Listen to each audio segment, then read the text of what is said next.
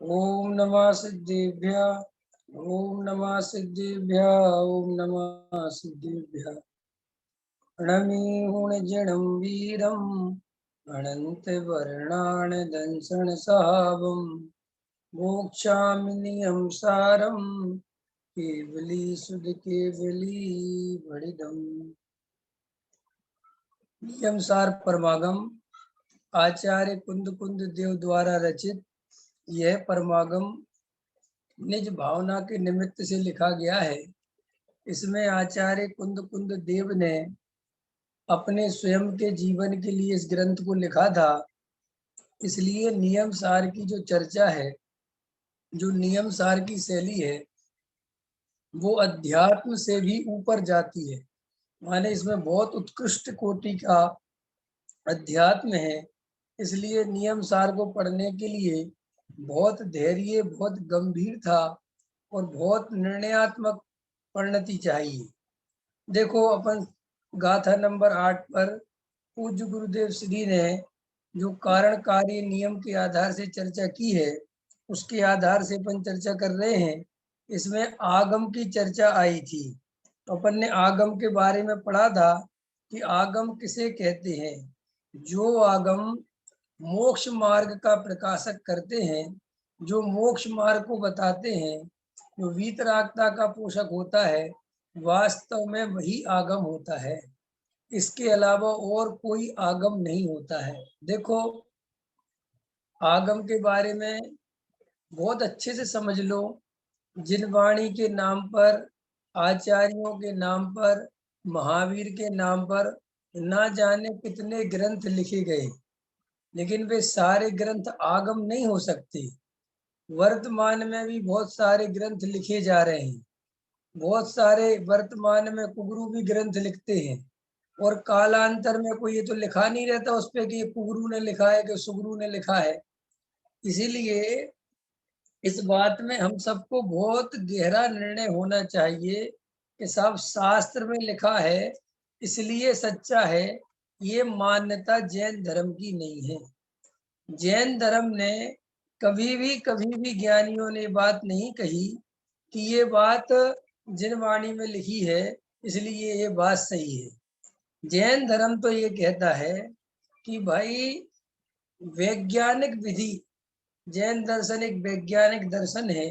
ये बड़े बड़े कॉलेजों में, बड़े बड़े महाविद्यालयों में, बड़े बड़े सेमिनारों में जब जैन दर्शन की चर्चा होती है और अन्य दर्शनों के समानांतर जब अन्य लोग भी आते हैं, तब वहाँ जैन दर्शन की विशेषताएं जब बताई जाती हैं, तो जैन दर्शन की सबसे बड़ी विशेषता एक ये बताई जाती है कि जैन दर्शन बहुत वैज्ञानिक दर्शन है।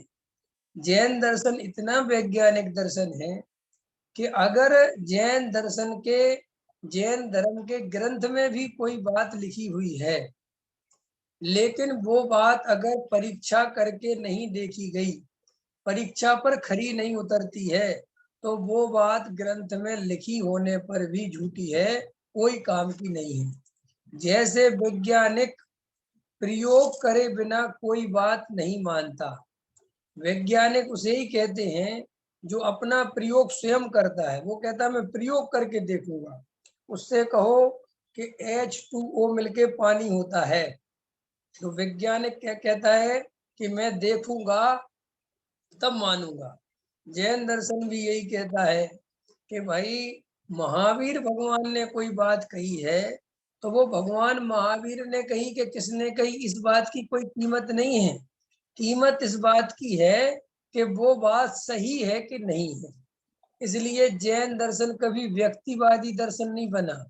जैन दर्शन में कभी व्यक्तिवादी को हावी नहीं किया गया कि साहब वो तो आचार्य कुंद कुंद देव ने कहा है तो मान लो। नहीं, अगर तुम सच्चे श्रोता हो, सच्चे तत्वअभ्यासी हो, तो ये निर्णय अपने जीवन में कर ही लेना कि हमें किसी की अंधी भक्ति नहीं करना, हमें किसी के पैरों में नहीं गिरना, हमें किसी के भरोसे नहीं बैठना। हम तो वो ही बात मानेंगे जो हमारा हृदय स्वीकार करेगा, जो हमारी परीक्षा में पास हो गया। अगर हमारे परीक्षा में वो बात सही नहीं उतरती है तो हम महावीर के नाम पर भी छपी होगी तो भी हम कहने में संकोच नहीं करेंगे कि ये बात ठीक नहीं लिखी है। जब तुम्हारा ऐसा मजबूत निर्णय होगा तभी तुम सम्यक दृष्टि, आत्मानुभूति, वेद विज्ञानी बन सकते हैं और उसके पहले कोई उपाय नहीं है। देखो, डरने का नाम धर्म नहीं है, आपको डरना नहीं। तो आचार्य कहते हैं, ये बात आज का सुबह का प्रवचन अगर आप लोगों ने किसी ने सुना हो तो उसमें कही थी मैंने कि भाई जिन वाणी में तो न तुम्हारे पास कोई थर्मामीटर है न मेरे पास है, ये बात किसी ज्ञानी ने कही है कि अज्ञानी ने कही है, ये कहीं लिखा हुआ नहीं है। कोई ग्रंथ 1000 वर्ष पहले छप गया इसलिए वो प्रमाणिक हो गया, वो आचार्य प्रमाणिक हो गए, ये आपकी हमारी धारणा बिल्कुल गलत है। 1000 वर्ष पहले भी मिथ्या दृष्टि मुनिदास थे, वो तो सदा काल, ऐसा नहीं है कि साहब किसी काल विशेष में मिथ्या दृष्टि पाए जाते हैं। मिथ्या दृष्टि सदा काल पाए जाते हैं और मिथ्या वचनों को कहने वाले सदा काल पाए जाते हैं। इसीलिए जो भी श्रोता है उसको परीक्षा करना आनी चाहिए। इसलिए जैन दर्शन में जो न्याय की इतनी मुख्यता रखी गई है, न्याय माने क्या होता है? क्या होता है न्याय? है मेरे गुरुजी है ना वीर सागर जी, वो न्याय दर्शन पढ़ा रहे हैं सभी को। तो क्या होता है न्याय? क्यों पढ़ना चाहिए न्याय? न्याय माने होता है कोई भी बात तर्क युक्ति, ख्याल में है ना, कि साथ प्रमाणिकता से सिद्ध होनी चाहिए, उसकी परीक्षा होनी चाहिए। बिना परीक्षा के कोई बात हम नहीं मानेंगे, इसलिए न्याय की आवश्यकता है। अव्याप्ति, अति व्याप्ति, असंभव, ये जो 3 प्रकार के दोष बताए हैं, है ना। एकांत की जो बात कही गई है कि साहब एक तरफ से अगर किसी की बात सुनते हैं तो बहुत अच्छी लगती है, लेकिन वो दूसरा पक्ष मानता है कि नहीं मानता है, वस्तु स्वरूप की पूरी खबर है कि नहीं, ये निर्णय अपने सभी जीवों को होना चाहिए। तो इसलिए कुंद कुंद भगवान नियम सार में हमसे कहते हैं कि आगम किसे कहते हैं? पर्टिकुलर ग्रंथ का नाम आगम नहीं है। आगम की परिभाषा क्या बताई? जो मोक्ष मार्ग का प्रकाश करे, जो सच्चा हित का उपदेश दे, जो वीतरागता का पोषण करे, वो ही आगम है। इसके अलावा और कोई आगम नहीं है। भले ही वो आगम के नाम पे छपा हो, वो एक अलग बात है, क्योंकि छापने वालों को हम नहीं रोक सकते। जो चल रहा है वो तो चलेगा, लेकिन आपके पास जैसे नकली सोना बाजार में चलता है कि नहीं चलता? मिलावटी सोना शैलेश जी चलता है कि नहीं चलता है?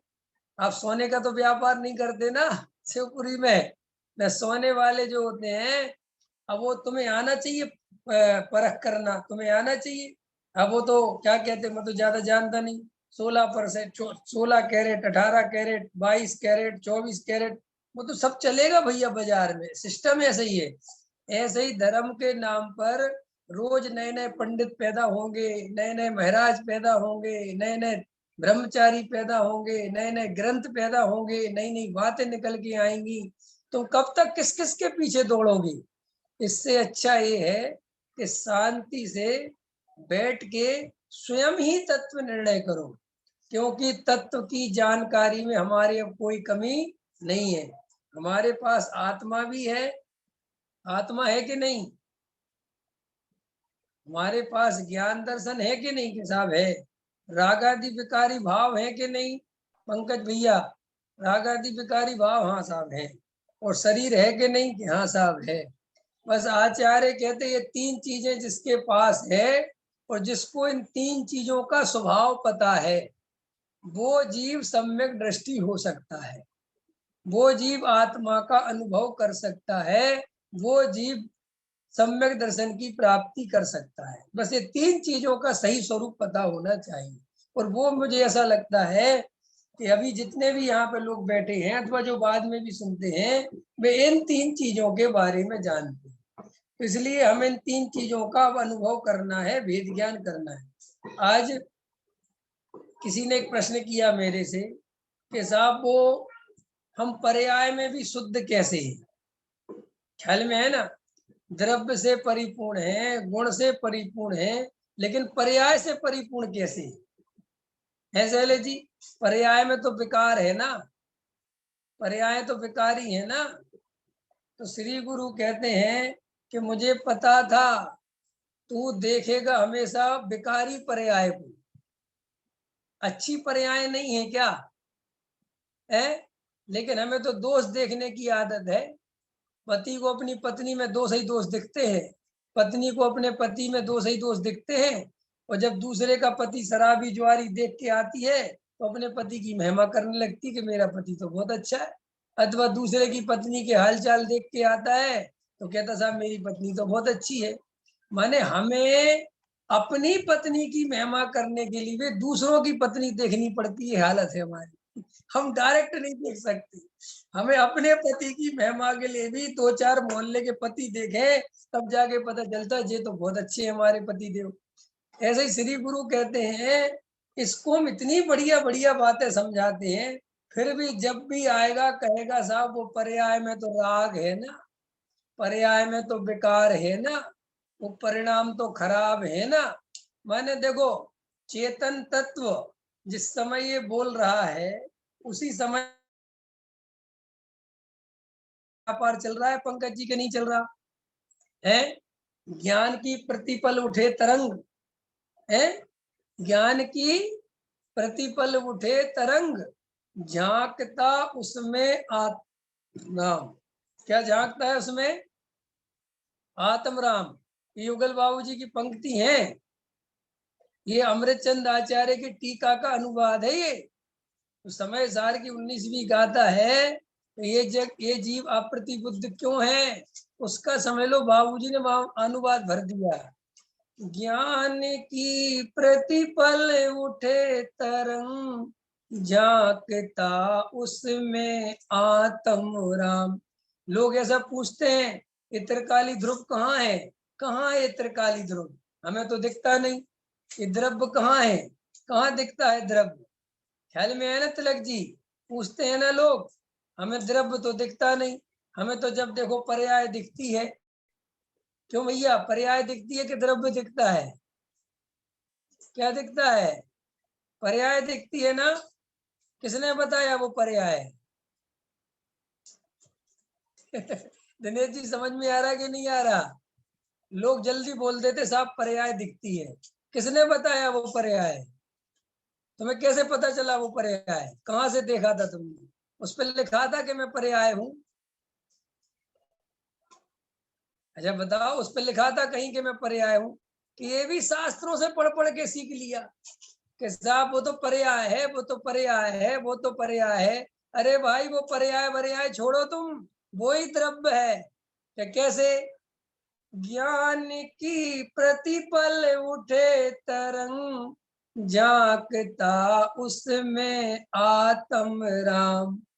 अरे आबाल सभी गोपाल, सुलभ सबको चिन्मय अभिराम।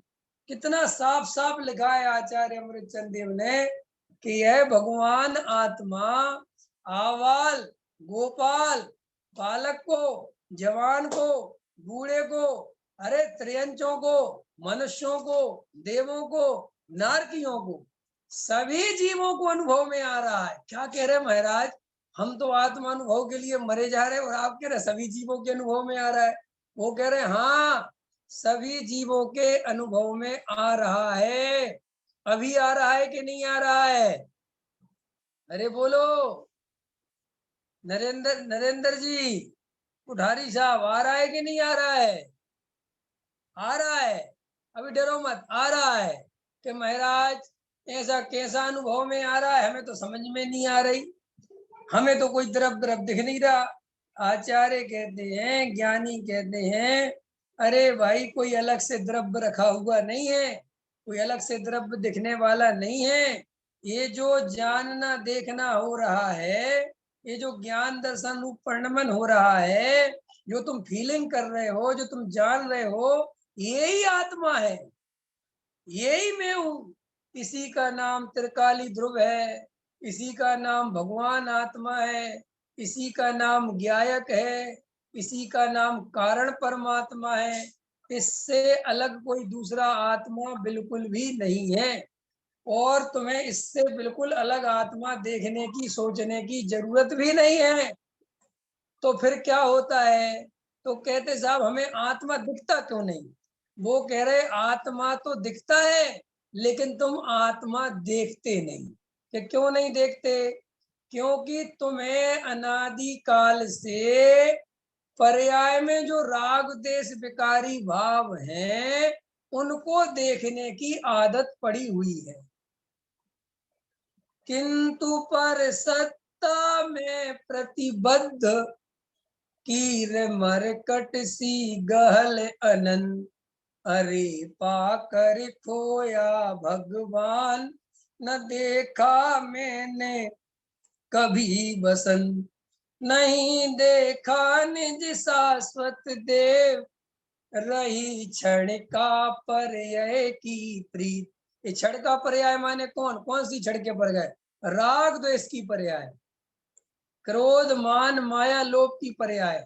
इन्हीं से अपनी तुलना करते रहे, इन्हीं से अपना आकलन करते रहे, अपने को क्रोधी अनुभव करते रहे, मानी अनुभव करते रहे, मनुष्य अनुभव करते रहे, संयोग देखकर सेठ अनुभव करते रहे, क्षयोपम से पंडित अनुभव करते रहे, स्त्री के शरीर से स्त्री अनुभव करते रहे, पुरुष के शरीर से पुरुष अनुभव करते रहे। ख्याल में है ना? उम्र के शरीर की उम्र से अपने उम्र अनुभव करते रहे, अपने को कभी बूढ़ा अनुभव करते रहे, कभी जैसी जैसी अवस्था बदलती गई। श्री गुरु कहते हैं ये अवस्था को जानने वाला ज्ञायक भाव सदा काल मौजूद था कि नहीं? कि साहब कैसे मौजूद था? अगर आत्मा मौजूद अभी नहीं हो तो तुम कैसे कहोगे कि मैं राग देश वाला हूं? क्योंकि ये बताने वाला, ये दिखाने वाला, ये अनुभव कराने वाला वो आत्मा ही है। ख्याल में आया नरेंद्र जी? समझ में आया? तो देखो भैया, आत्मा तो हमारे अनुभव में आ ही रहा है। जो लोग ऐसा प्रश्न करते हैं, सबके मन में चलता है कि आत्मानुभव क्यों नहीं होता? अरे भाई, आत्मा तो प्रति समय प्रकट है, प्रति समय, क्योंकि जानने देखने का काम प्रति समय हो रहा है।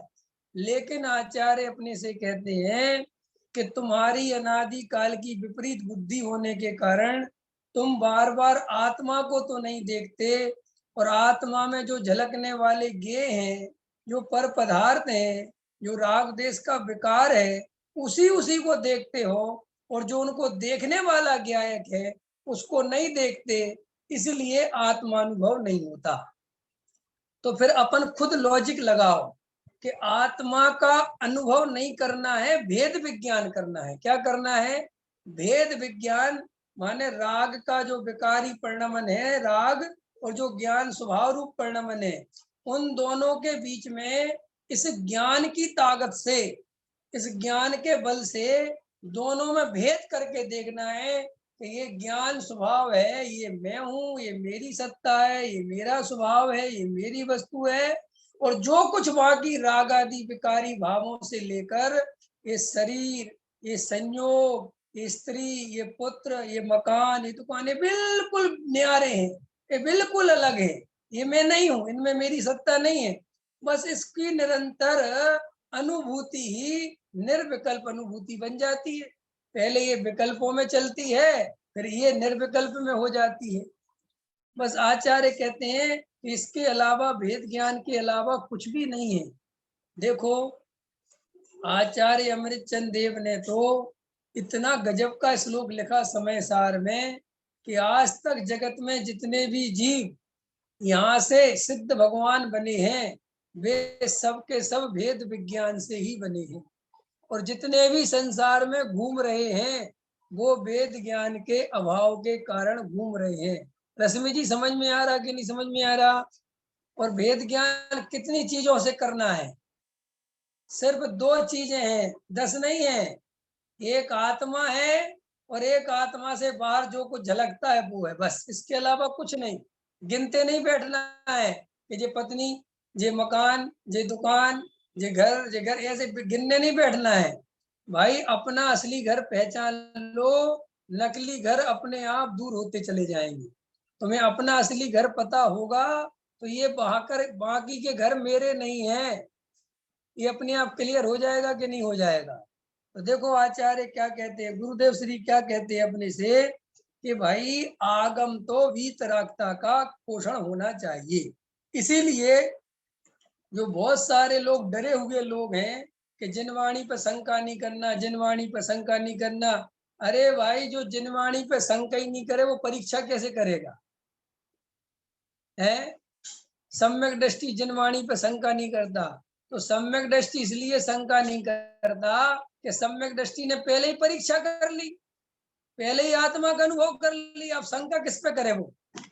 और जब हमने तो कोई काम ही नहीं किया तो हमें तो भैया परीक्षा करनी पड़ेगी कि नहीं करनी पड़ेगी?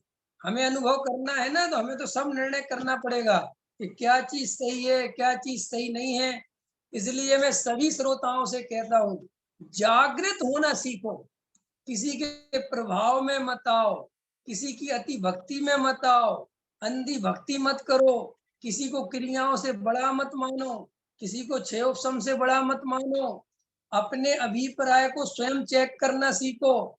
देखो मैंने आज ही कहा था, परिणामों की कोई कीमत नहीं है, परिणाम बदलना तो बहुत बच्चों का खेल है। जिन परिणामों के लिए दुनिया परेशान है, जिन दया दान पूजा भक्ति के लिए तुम परेशान हो ना, दया दान पूजा भक्ति के परिणाम तो 1 सेकंड में होते हैं कि नहीं होते हैं? बोलो, दया दान पूजा भक्ति में कोई मेहनत करनी पड़ती है क्या? है? अरे भाई मंदिर जाओगे तो परिणाम निर्मल हो जाएंगे। तो तुम्हारे अकेले होंगे शैलेश जी कि हिंदू के भी होते हैं मंदिर में जाके परिणाम निर्मल, मुसलमान के भी होते हैं, श्वेतांबर के भी होते हैं, बीसपंथी के भी होते हैं, दिगंबर, सबके ही होते हैं परिणाम। तो मजेदार बात है कि ये परिणामों में कोई दम नहीं है। अरे जब गृहीत मिथ्या दृष्टि के भी परिणाम निर्मल हो जाते हैं, जिस अपेक्षा उनको निर्मल कह रहे वो कह रहा हूं मैं, तो इन निर्मलता की क्या कीमत है? सिनेमा के पर्दे पे जाओ और वहां विलन मान रहा है हीरो को, तो तुम्हें करुणा आती है, गलत कर रहा है, तुम्हारे परिणाम भीगने लगते हैं, तो लो साहब वहीं अच्छे हो गए परिणाम, तो वहीं तुम दया दान करने लग गए। दया दान की क्या कीमत है? बोलो, क्या देखा इन बातों में? लेकिन लोग परिणाम परिणाम करते रहते हैं और अभिप्राय बदलता नहीं। अरे भाई परिणाम माने असली परिणाम तो मिथ्यात्व का है, मिथ्यात्व असली खेल है। और अभिप्राय बदलने के लिए आपको गहरा तत्व विचार करना पड़ेगा, बिल्कुल गहराई में जाना पड़ेगा और कोई उपाय नहीं है। जैसे किसी को तैरना सीखना हो, शैलेश जी तैरना आता है आपको? नहीं आता है? नहीं आता। जैनियों को आता ही नहीं तैरना वैरना, क्योंकि ये जैनी जो है ना मरने से बहुत डरते हैं, इसलिए जाते ही नहीं नदी वदी में तैरने वैरने के लिए, ख्याल में है ना।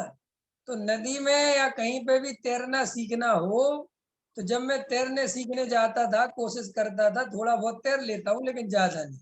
तो इतने इतने पानी में चले गए, ठीक है, इतने, तो वो सिखाने वाला कहता है और जाओ गहरे में, कि नहीं नहीं साहब वहां तो जाके डूब जाऊंगा। तो भैया ऐसे डूबने का डरोगे तो कभी सीख नहीं पाओगे। जैसे तैरने के लिए उतनी गहराई तो चाहिए जितने में तुम्हारा इतना गर्दन तक जाए, जब तक तैरोगे ना क्या तैरोगे। ऐसे ही आचार्य कहते हैं कि जिन्हें अभिप्राय बदलना हो, अभिप्राय तक बहुत गहराई में जाना पड़ता है। देखो भाई शरीर सबसे पहले है, शरीर ऊपर है, समझ लो अपन नाप लो कि कहाँ क्या है। शरीर के बाद है सूक्ष्म शरीर, ख्याल में है ना, तेजस आहार शरीर, और उसके बाद है मनोवर्गणाएं, उसके बाद है मन की चंचलता, और उसके बाद है वो परिणाम, और परिणाम से भी गहरा, जैसा त्रिकाली ध्रुव भगवान आत्मा शाश्वत है ना, एक रूप रहता है, ऐसे ही जीव का अभिप्राय भी जब तक सम्यक दर्शन नहीं होता अनादि काल से एक रूप रहता है। मिथ्या परिणाम तो बदलते हैं, कभी जीव मर के स्वर्ग चला जाता है, कभी जीव मर के नरक चला जाता है, ये परिणामों का फल देखा ना आपने। लेकिन मिथ्या दर्शन नहीं बदलता। ख्याल में है ना, मिथ्या दर्शन चेंज नहीं होता। इसलिए आपने सुना होगा, रवेन जी आत्मन है जो बड़े पंडित साहब, वो एक बात कहते हैं कि अगर कोई जीव मिथ्या दृष्टि जीव दया दान व्रतशील संयम आदि पालता भी है, तो वो हमेशा एक बात कहते हैं कि तुम यहाँ भले ही ब्रह्मचारी बनी रहो और मर के भले ही स्वर्ग में चले जाओ, लेकिन ज्यों के त्यों हो जाओगे। कैसे हो जाओगे? ज्यों के त्यों। कि साहब ज्यों के त्यों का मतलब क्या है? कि यहाँ कुछ समय के लिए त्यागी वृत्ति बने रहोगे और इसके बदले में पुण्य बन जाएगा, लेकिन वहां जाके फिर वही देवियां मिलेंगी, फिर वही घुमाई करोगे और फिर वही मर के भये पेड़ पतियां ना मानी जिन वाणी की बतियां। तो वैसा समझाते हैं कि भाई नरक और निगोद से बचना हो तो परिणाम नहीं अभिप्राय बदलो। क्या बदलो? अभिप्राय। अभिप्राय माने सम्यक दर्शन की प्राप्ति करो। जो जीव परिणाम और क्रिया सुधारने में लगे हैं वे जीव वे भूल जाते हैं कि परिणाम और क्रिया सुधारने के चक्कर में ही तो अनंत बार रुल गए, क्योंकि अभिप्राय तक पहुंचे ही नहीं। जब भी मौका मिला तो दो चार क्रिया सुधार ली, किसी को अपना गुरु बना लिया, गुरु जी के जाके पैर दबा लिए, गुरु जी को भोजन करा दिया, गुरु जी की सेवा कर दी, गुरु जी का आशीर्वाद ले लिया, किसी का मंडल उठा लिए, किसी का कुछ कर लिया, बस ऐसे ही जीवन चला गया। और फिर सोचता है तो मैंने तो धर्म के लिए बहुत मेहनत करी। अरे भाई अनंत अनंत अनंत काल हमारा ऐसे ही चला गया तो कैसे चला गया? क्या गलती करी हमने? द्रव्यलिंगी मुनि क्या गलती करता है? सोचो तो कभी कि आखिर द्रव्यलिंगी मुनि गलती क्या करता है? यही गलती करता है कि परिणाम और क्रिया में अपनापन कर लेता है। क्या कर लेता है? परिणाम और क्रिया। अभी अपन करते हैं कि नहीं करते? अपन करते हैं कि नहीं क्रिया और परिणाम में अपनापन? पंडित जी आप कैसी बातें करते? हम क्रिया करते ही नहीं तो अपनापन करेंगे कैसे? हैं? तो दो चार क्रिया तो सभी मोक्षु करते ही है ना, कम से कम। करते कि नहीं करते? कोमल जी करते हो कि नहीं करते? रात्रि भोजन करते हो कि नहीं करते? हैं? करते नहीं भी है और करते। नहीं भी करते। अच्छा, करते भी है नहीं भी करते हैं। भाई गजब का ये भी 95% टाइम नहीं करते। अच्छा, वेरी गुड। अनेकांत का पालन तो आप ही कर रही हो, ख्याल में है ना? यही अनेकांत है साहब, करो भी नहीं भी करो, अस्ति नास्ति, है ना? है? अरे अपन तो जरा सी क्रियाएं दो चार मोटी मोटी, उन्हीं में ऐसे खुश होते हैं। कोई पूछे नहीं, हम नहीं लेते, हम नहीं करते, ऐसा हम नहीं करते। और कोई दूसरा कर रहा हो, तुम्हें शर्म नहीं आती करते हो? ऐसा करते हो, ऐसा करते हो। जरा सी क्रिया, बिल्कुल कुछ दम नहीं तुम्हारी दो कौड़ी की, उसी में तुम अपने को बड़ा मानने लगे। तो फिर द्रव्यलिंगी मुनि अपने को उन क्रियाओं से बड़ा मानता है, तो इसमें उसकी क्या गलती है? बताना भाई, क्या गलती है? तुम सोचो तो। डॉक्टर साहब एक बात बहुत अच्छी समझाते हैं कि कभी कभी लोग बोलते तो देते रहे कि साहब बड़े अभिमानी है। कई लोग मेरे से जैसे बात होती ना, अरे वो साहब बड़ा ना विद्वान, बड़ा अभिमानी है, बड़े घमंडी है। मैं कहता हूं उन लोगों से कि ये नीचे बैठ के ये जो तुम भाषण दे रहे हो ना, अभी तुम्हें डॉक्टर साहब जितना सम्मान मिल जाए, डॉक्टर साहब तो अभी भी विनय से हाथ जोड़ के जय जयंत करते हैं और सहजता से चलते हैं। अगर तुम्हें डॉक्टर साहब जितना सम्मान मिल जाए तो तुम सीधे खड़े भी नहीं रह पाओगे। अभी तुम्हें सम्मान मिले ही कहाँ है? अभी तो दूर के ढोल सुहावने वाली बात है, खट्टे अंगूर कुछ मिले ही नहीं। इसलिए अपने को संतुष्टि देने के लिए दूसरों के मान को बुरा कहते हैं। अरे साहब वे तो मान चाहते हैं और तुम नहीं चाहते, हम नहीं चाहते। हम नहीं चाहते कि हमें मान मिले, लेकिन अपन को मिलता नहीं तो दूसरों के मान को बुरा कह के कि अपने को मंद कसाई समझते हैं, जैसे अपने को तो मान कसाई की बिल्कुल चाह ना हो। इसीलिए भाई अंतरंग से अपने अभिप्राय में जाके देखो पहले कि हम अभी तो दो चार क्रियाओं में ही एकत्व कर रहे हैं।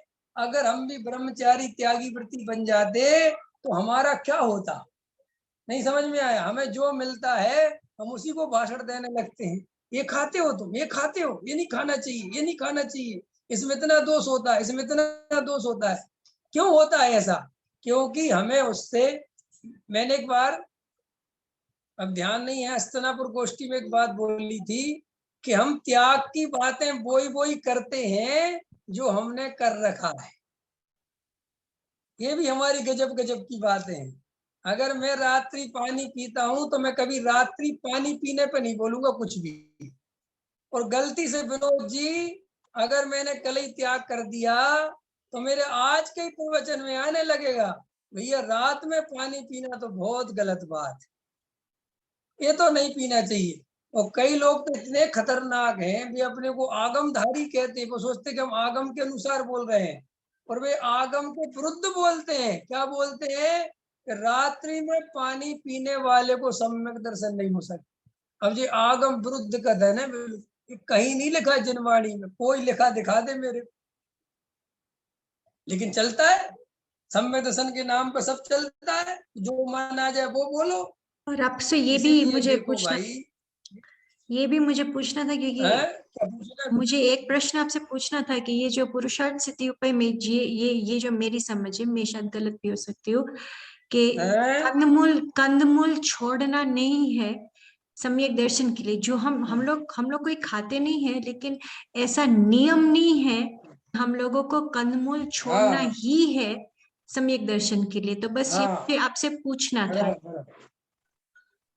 पूछना था कि बताना था, मतलब क्या, अभी समझ नहीं आया। नहीं, मुझे आपसे क्लैरिफाई करना था ये, हाँ ये बात थी, बिल्कुल ठीक। ये जो मेरी ऐसे समझ ऐसे, अरे मैं भी बराबर कह है। रहा हूँ ना कि बिल्कुल अभी मैं, अरे नरेंद्र जी सुन रहे हो ना, मैं ये बातें क्यों बोलता हूँ?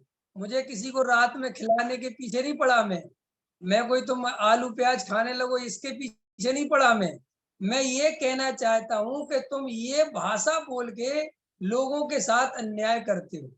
देखो भाई, जो जितना त्याग करे वो उसकी भावना है, जो जितना जीवन में निवृत्त रहे वो उसकी भावना है, वो अच्छी बात है, कोई बुरी बात नहीं है। लेकिन निर्वृत्ति को इस हद तक प्रेजेंट कर देना कि ये नहीं करोगे तो सम्यसन नहीं होगा, ये बिल्कुल गलत है। सम्यक दर्शन तो चारों गतियों में कहीं भी होता है।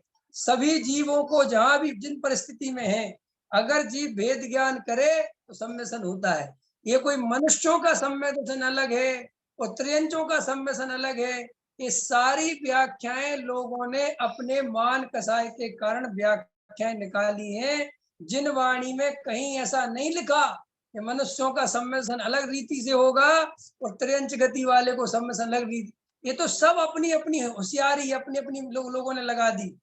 ऐसा मूछ वाले को सम्मिशन के पूछ वाले जैसा लेना है, ये सुना होगा आप लोगों ने, सुना है किसी ने? पूछ वाला और मूछ वाला बराबरी का है क्या? भैया बराबरी का क्या मतलब है? क्या मतलब बराबरी का? सभी जीव बराबर हैं, छोटे बड़े कोई जीव नहीं है। तो ये जो छोटे बड़े का चक्कर है ये ठीक नहीं है बिल्कुल भी। ऐसी ऐसी तर्क लगाना कि साहब आप क्या कहना चाहते हो? हम कुछ नहीं कहना चाहते, हम सिर्फ ये कहना चाहते हैं जो जीव तत्व ज्ञान सुनेगा और तत्व ज्ञान पूर्वक तत्व निर्णय करेगा, आत्मानुभूति करेगा, उसे सम्मिशन हो जाएगा। कुछ ओके साहब, वो रात्रि भोजन करेगा, वो बिना छना पानी पिएगा, मैं कह रहा हूं बिल्कुल समझ लो, मध्य मास मधु और पंचुदम्बर फल, आचार्यों ने मोटे मोटे पाप जो बिल्कुल किसी जीव को मार के खा जाए, उसमें भी ये तक बताया कि अगर कोई जीव वहीं कोई ऐसी काललब्धि पके और वहीं अब भी थोड़ी देर पहले किसी जीव को मार के खाया है और कब वहां मार के खाया और उसके बाद एकदम कोई ऐसा उदय पके कसाय मंद हो, कोई भेद ज्ञान का निमित्त बने, कोई एकदम और तत्व सम्यक दर्शन हो जाए।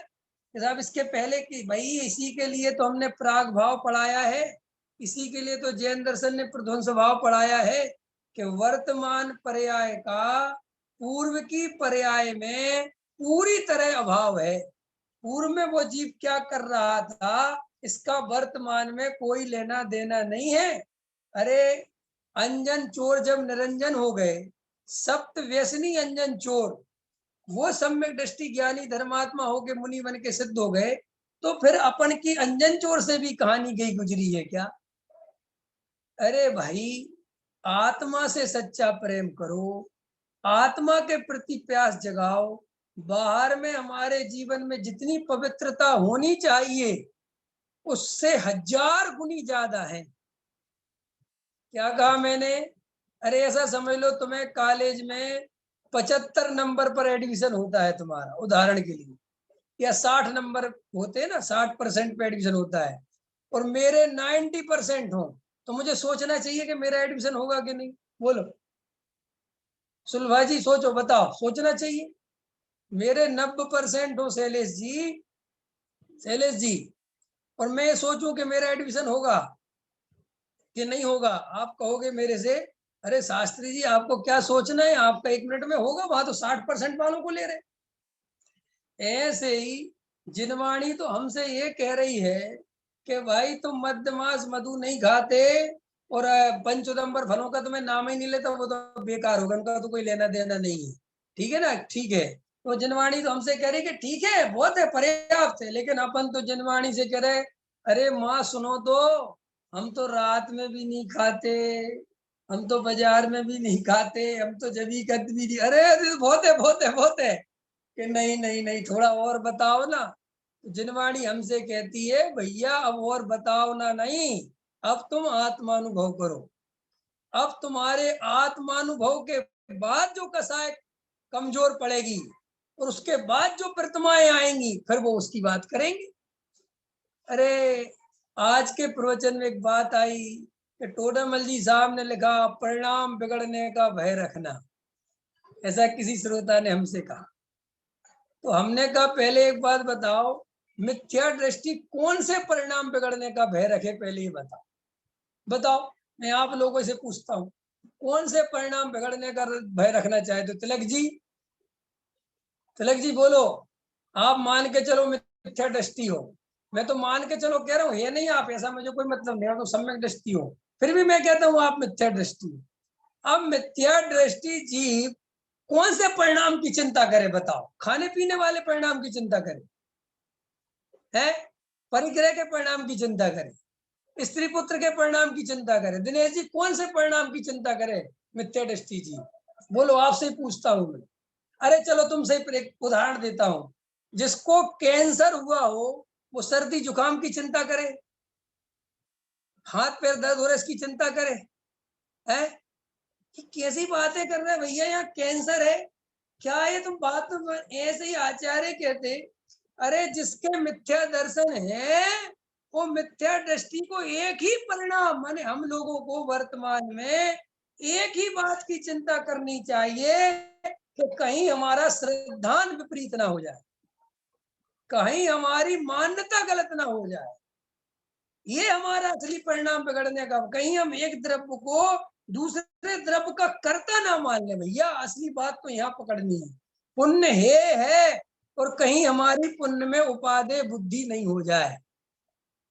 अरे भाई, सम्यक दृष्टि के पास चौथे गुण स्थान वाले की बात कर रहे हैं, क्योंकि सम्यक दृष्टि बोलते लंबी वो है, चौथे वाला भी सम्यक दृष्टि, पांचवे वाला भी, वो मुनिराज सब सम्यक दृष्टि है, लेकिन अपन चौथे वाले सम्यक दृष्टि की बात कर रहे हैं। कोई जीव चौथे गुण स्थान में, समझ लो भरत जी चौथे गुण स्थान में, और भी जो लेना हो तुम्हें ले लो, कोई भी जीव सम्यक दृष्टि ही है। तो सम्यक दृष्टि कौन से परिणाम की चिंता करेगा, बताओ? प्रतिमा में दोष नहीं लग जाए इस बात की? अरे बोलो, प्रतिमा में दोष नहीं लग जाए शैलेश जी, सम्यक दृष्टि इसकी चिंता करेगा चौथा गुण स्थान वाला? अरे आप कहोगे पंडित जी उसमें प्रतिमा है कहाँ? तो मैं भी यही कह रहा हूँ, उसमें प्रतिमा है ही नहीं, वो चिंता कहाँ से करेगा? तो फिर सम्यक दृष्टि चिंता क्या करेगा? सम्यक दृष्टि चिंता करेगा कि कहीं मेरा श्रद्धान ना बदल जाए, कहीं मेरा भेद ज्ञान नहीं छूट जाए, कहीं मैं एक द्रव्य को दूसरे द्रव्य का कर्ता धरता ना मान लू। ख्याल में आया ना, पकड़ में आई ना बात? असली बात ये है। अरे अलका जी, कितने पैसे रख रखे घर में? इनकम टैक्स में है मेरी जान पहचान, है कितने रख रखे? पंडित जी 2-4 लाख रुपए रख रखे हैं, चलो तो 2-4 लाख रुपए रख रखे हैं, तो भैया 2-4 ही लाख की चिंता करोगे कि 50 करोड़ की चिंता करोगे? 2-4 लाख की करोगे ना। ऐसा तो मूर्ख कोई नहीं कि घर में रखे 2 लाख रुपए वो चिंता करे 2 करोड़ की कि मेरे 2 करोड़ की चोरी ना हो जाए। ऐसा है कोई? अलका जी, विनोद जी, बताओ ऐसा है कोई? ऐसा कोई नहीं। आपके घर में अच्छे, अरे महिलाएं हैं, हम पैसे की बात कर रहे हैं, महिलाओं से तो सोने की बात करना चाहिए। कितना गोल्ड रखा है? कितने तोले? 50 तोले रखा है? 100, 20, 25? अरे साहब इतनी ज्यादा मतलब कोई आ गया तो। अरे मैं तो कह रहा हूँ 2 तोले रखा है, ठीक है, 2 अंगूठी रखी है। तो भाई 2 कंगन की चिंता करोगे कि 1 किलो सोने की चिंता करोगे? तुम्हारे पास जो होगा उसी की तो चिंता करोगे। तो टोडरमल जी साहब तो लिख दिए। अब टोडरमल जी साहब अगर अवेलेबल होते तो मैं पूछ लेता कि आप कौन सी बात कर रहे हैं। अब टोडरमल जी साहब ने कहा परिणाम बिगड़ने का भय रखना, लोग हल्ला मचाते हैं। अरे भाई टोडरमल जी को तो नहीं पता ना कि कौन कौन से जीव है, क्या क्या पढ़ेंगे। देखो, मिथ्या दृष्टि जीव अलग उसके लिए कैटेगरी है, चौथे गुण स्थान वाले के पास अलग संपत्ति है, 5वें गुण स्थान वाले के पास अलग संपत्ति है, और 6वें 7वें गुण स्थान वाले के पास उससे ज्यादा संपत्ति है। तो भाई जो पंचम स्थान वर्ती श्रावक होगा उसके परिणाम बिगड़ने के भय में ये आएगा कि उसकी क्रिया में दोष नहीं लग जाए, कहीं प्रमाद नहीं आ जाए, कहीं कसाय बस कोई क्रिया में दोष न लगा के आहार की आसक्ति ना पड़ जाए उस बात का, क्योंकि उसकी परिणति और आगे चली गई। लेकिन अभी सम्यक दृष्टि के तो काय की चीज है सारी ताकत? श्रद्धान की। तो जो जीव अभी तत्व निर्णय नहीं कर पाए हैं उन जीवों को सबसे पहले तत्व निर्णय में ताकत लगानी चाहिए। जब आपका तत्व निर्णय हो जाएगा, जब आपको आत्मानुभूति हो जाएगी, उसके बाद उन परिणामों की चिंता कर लेना जो प्रकट हो जाएंगी। अरे अभी ना परिणाम है ना कुछ है, काय को इतनी चिंता करते हो परिणामों? ठीक है ना, गहराई से समझ में आया? अभी कोमल जी कह रही है टाइम हो गया है, तो ठीक है, मैं क्लास तो यही पूरी करता हूँ, शंका समाधान के लिए समय रखता हूँ। कोमल जी आप रिकॉर्डिंग चाहो तो बंद कर दो, और मैं इन लोगों के जिनको कुछ प्रश्न पूछना है, हमारे साहब कोठारी साहब पूछ रहे थे कुछ, उनको कुछ पूछना होगा, तो आप रिकॉर्डिंग बंद कर दीजिए और आप अपने उससे निकल जाइए, मैं इन लोगों से बात कर लेता हूँ। बोलिए।